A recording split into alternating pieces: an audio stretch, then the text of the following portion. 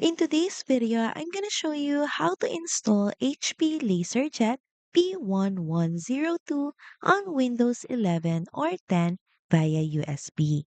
So first in your browser, search up HP LaserJet driver download, and from the search results, follow this link from hp.com. Now once inside, use this search bar and type in the exact LaserJet model that you're trying to download. And in that case, that is P1102 and LaserJet. So click on HP LaserJet Pro Printer Series. And from here, press the download button. Now just wait for the installation to be done. Now once it's done installing, cut this from downloads. Now go to your desktop's wallpaper or home screen, then paste it here or basically move it here. Next, right click on it, then hover your mouse on WinRAR and press extract here.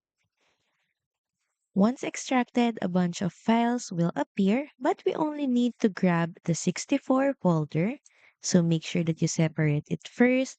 And once done, you can now uninstall or remove all these excess files. Next, head over to the Start menu and type in Printers and open up Printers and Scanners. And now here, click on Add Device.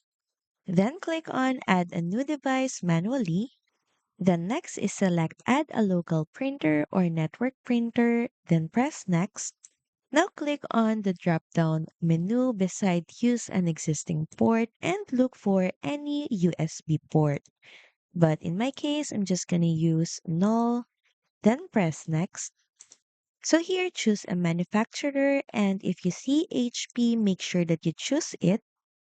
And for the printers, make sure that you choose P1102, then press Next. Just add a printer name, then press Next, and follow all the on-screen prompts to finish installation. So that's pretty much it. Thank you very much for watching this video, and I'll see you again on the next one. Bye!